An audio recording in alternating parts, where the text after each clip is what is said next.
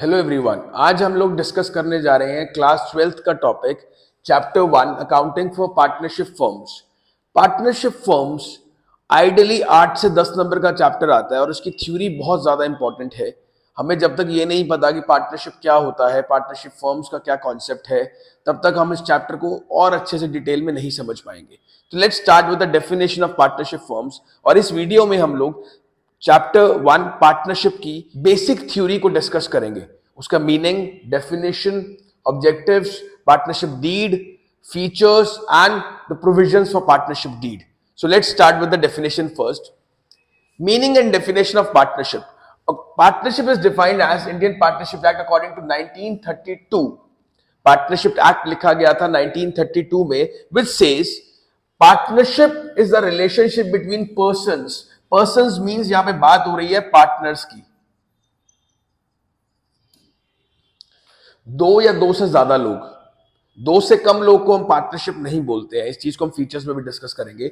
Who agreed to share profits. बिना profits के business defined नहीं होता, यह आप हमेशा याद रखिएगा।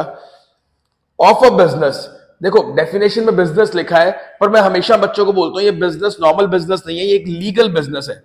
तो हमेशा मेंशन किया करो कि पार्टनरशिप एक लीगल बिजनेस कर रहा है, क्योंकि होने को तो इलीगल बिजनेस भी हो सकता है, पर वो इलीगल बिजनेस को हम पार्टनरशिप नहीं बोलते हैं।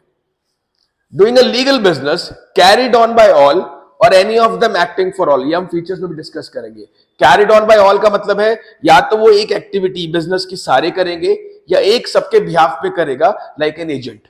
सो they have a principal agent relationship, जहां पे एक दूसरे के लिए काम होगा, इसीलिए हमें पार्टनरशिप की रिक्वायरमेंट है। ये है बेसिक डेफिनेशन ऑफ पार्टनरशिप। चलिए इसी डेफिनेशन से हम बहुत सारे फीचर्स निकालेंगे पार्टनरशिप के। तो पहला फीचर पर्सन से ले लो। तो पहला फीचर हो गया टू और मोर पर्संस। तो पहला फीचर है पार्टनरशिप का जहां दो या दो से ज्यादा लोग पार्टनरशिप में काम कर सकते हैं, और मैक्सिमम इसकी लिमिट है 50। मैक्सिमम इसकी लिमिट है 50 under the rule 10 of companies rule 2010। चलिए दूसरा फीचर निकालते हैं, कैरिड ऑन बाय ऑल और any of them acting for all. मैंने अभी आपको समझाया कि इसमें पार्टनर्स एजेंट और प्रिंसिपल का रिलेशन करते हैं।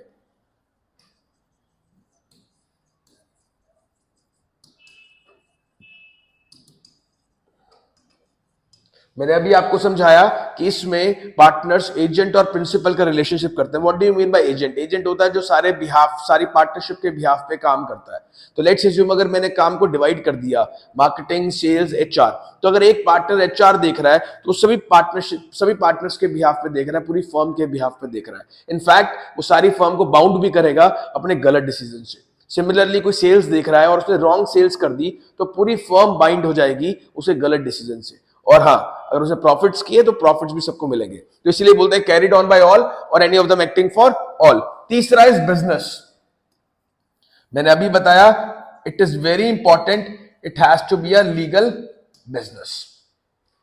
ठीक है। चौथा इज एग्रीमेंट। आप पार्टनर्स एग्रीमेंट करेंगे, चाहे आप रिटन एग्रीमेंट करो,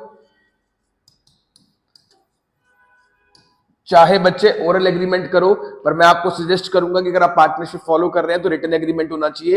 इनफैक्ट पार्टनरशिप डीड होनी चाहिए, और डीड में क्या लिखा जाता है, names of the partners, business of the partners, duties of the partners, कितनी प्रॉफिट शेयरिंग रेशियो डिवाइड होगी, इंटरेस्ट ऑन कैपिटल क्या देगा, इंटरेस्ट ऑन ड्रॉइंग्स क्या देंगे, ये सारी बातें हम पार्टनरशिप डीड में डिस्कस करेंगे इन डिटेल। हम आपके सामने बात करने वाले हैं पार्टनरशिप डीड की, एंड अराउंड 20 पॉइंट्स आपकी स्क्रीन पे है। मैं ब्रीफली इसको डिस्क्राइब करूंगा कि पार्टनरशिप डीड में क्या क्या लिखा जाता है। डिस्क्रिप्शन ऑफ द पार्टनर्स, कि पार्टनर्स के नेम, एड्रेसेस कौन कौन है। Description of the firm, firm का बिजनेस कहां सेटल्ड है, कहां ऑपरेशंस मूव होती हैं।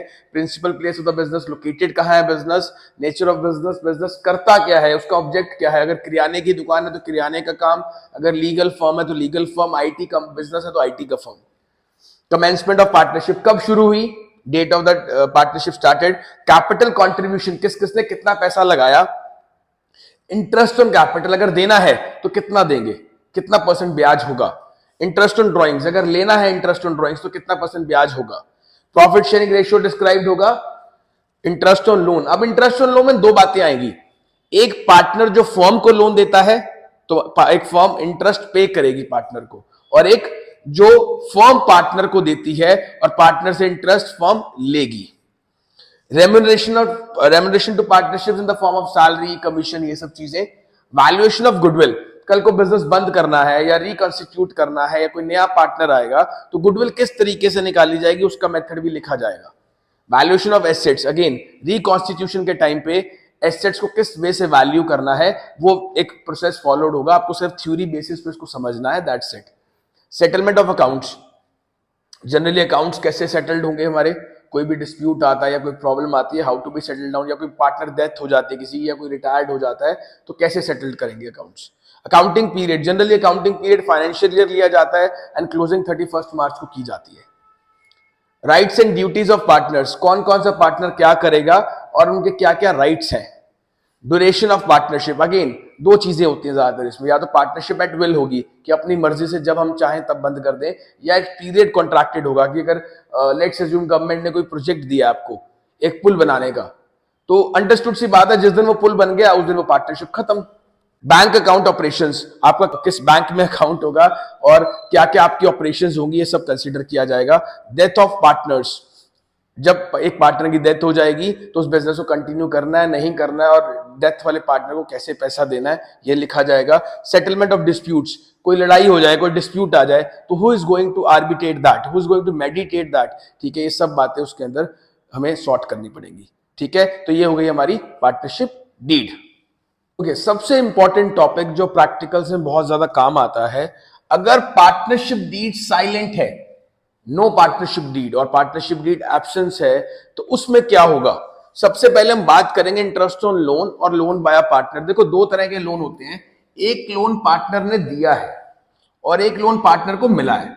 बेटे देखो, अगर पार्टनर ने लोन दिया है बिजनेस को तो बिजनेस उसको 6% चुकाएगा अगर डीड साइलेंट है, और यही लोन अगर पार्टनर को दिया है तो उसका कोई संविधान नहीं है, उसकी कोई बात नहीं कही गई कहीं पे भी, तो इसलिए उसको इंटरेस्ट नहीं देना।